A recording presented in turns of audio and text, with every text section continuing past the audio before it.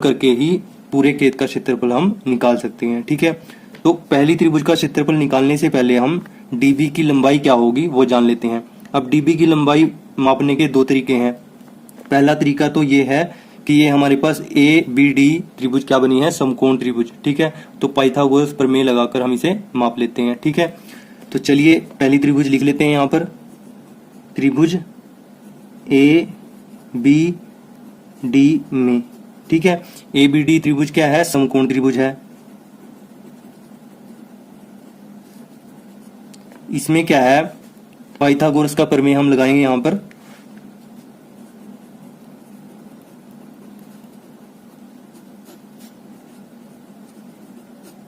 ये क्या कहता है, इस भुजा का स्क्वायर इस भुजा का स्क्वायर बराबर होगा डीबी के स्क्वायर के। ठीक है, इस भुजा के स्क्वायर के, तो ए बी का स्क्वायर प्लस ए डी का स्क्वायर बराबर किसके होगा, बी डी के स्क्वायर। ठीक है, बी डी के स्क्वायर के। ठीक है दोस्तों, अब ए बी का स्क्वायर यानी 40 का स्क्वायर प्लस 30 का स्क्वायर यानी ए डी का स्क्वायर बराबर बी डी का स्क्वायर। ठीक है, अब इसको सोल्व करके हमारे पास क्या आएगा, 1600 प्लस 900 बराबर बी डी का स्क्वायर, ये बन जाएगा 2500 बराबर बी डी का स्क्वायर, और बी डी यहाँ से क्या निकल के आएगा,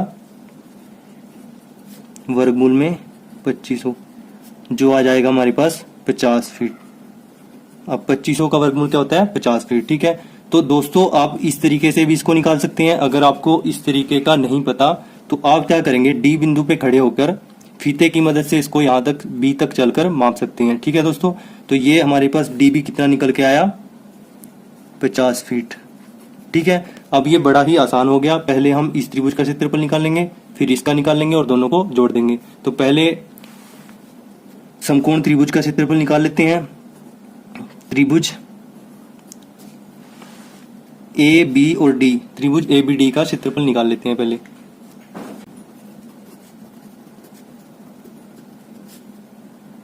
तो त्रिभुज ए बी डी का क्षेत्रफल निकालने के लिए हम क्या करेंगे, सबसे पहले तीनों भुजाओं को जोड़ देंगे और 2 से भाग दे देंगे। ठीक है, तो जोड़ते हैं तीनों भुजाओं को, उसको हम एस मान लेते हैं जो जोड़ करके आएगा। ठीक है, तो जोड़ते हैं 30 प्लस 40 प्लस 50 बटे में 2।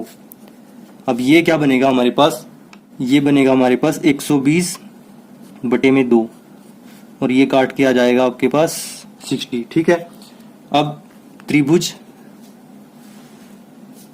ए बी डी का क्षेत्रफल क्या बनेगा, जो ये यहां पर जोड़कर आया। ठीक है, इसको हम ऐसे लिखेंगे और इसमें से पहली भुजा को घटा देंगे। ठीक है, तो 60 में से पहली भुजा घट गई, हमारे पास कितना आ जाएगा, 30। 60 में से 30 गया 30।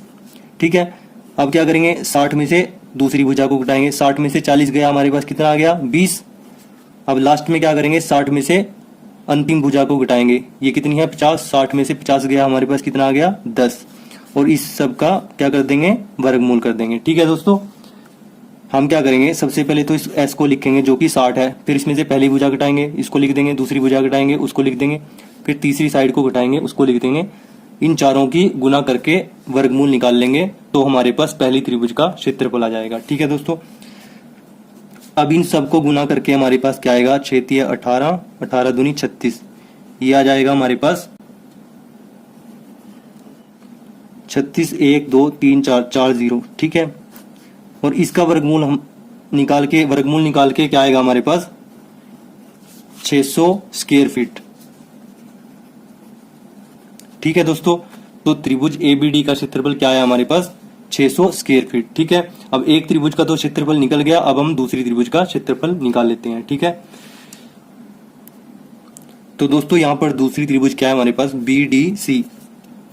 त्रिभुज बी डी सी का क्षेत्रफल दोस्तों उसी तरीके से करेंगे जैसे हमने पहली त्रिभुज का क्षेत्रफल निकाला था। ठीक है, तीनों भुजाओं को जोड़ देंगे, उसको हम एस के बराबर रख लेंगे, 50 प्लस 45 प्लस 43। ठीक है दोस्तों, बटे में 2। अब इन तीनों को जोड़कर हमारे पास क्या आ जाएगा, 8 9 और 4 13। ये आ जाएगा 138/2। इसको काट देंगे, 2 छिके 12, 2 नी में 18, तो ये आ जाएगा 69, 69। ठीक है दोस्तों, अब सेम तरीका फॉलो करेंगे। त्रिभुज BDC क्षेत्रफल क्या करेंगे हम, 69 को लिख देंगे, जो S था उसको लिख दिया। 69 यानी 69 को लिखने के बाद क्या करेंगे, इसमें से पहली भुजा घटाएंगे, तो 69 में से 50 गया, हमारे पास कितना आ गया 19।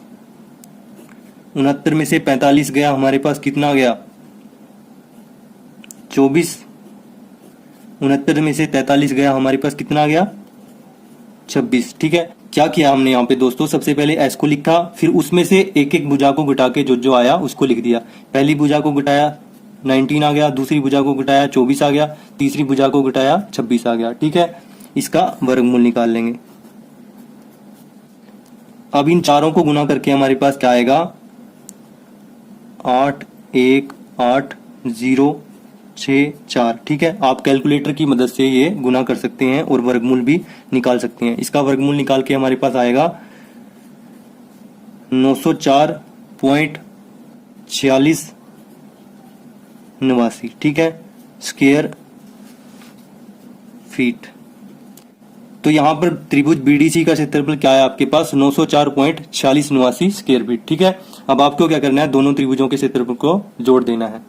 अब दोस्तों खेत का क्षेत्रफल यानी चतुर्भुज ABCD का क्षेत्रफल क्या आएगा, त्रिभुज ABD का क्षेत्रफल जमा त्रिभुज BCD का क्षेत्रफल। ठीक है, तो त्रिभुज ABD का क्षेत्रफल क्या आया था हमारे पास, ये आया था 600 स्क्वायर फीट। ठीक है, लिख लेते हैं 600 स्क्वायर फीट। ठीक है, और त्रिभुज BCD का क्षेत्रफल क्या आया था, 904.4689, लिख लेते हैं इसको भी। अब दोनों को जोड़ देंगे तो हमारे पास खेत का क्षेत्रफल आ जाएगा। जोड़ते हैं दोनों को, 4689 तो ऐसे रहेगा, 904 जमा में 600 कितना बनेगा 1504। ठीक है दोस्तों, तो हमारे पास क्या क्षेत्रफल आया, 1504.4689 स्क्वायर फीट। ठीक है दोस्तों, आई होप यहां तक आपको अच्छे से समझ में आया होगा। अगर आपको कहीं पे डाउट है तो आप वीडियो को एक बार दोबारा देखें, आपका वो डाउट अवश्य ही क्लियर हो जाएगा।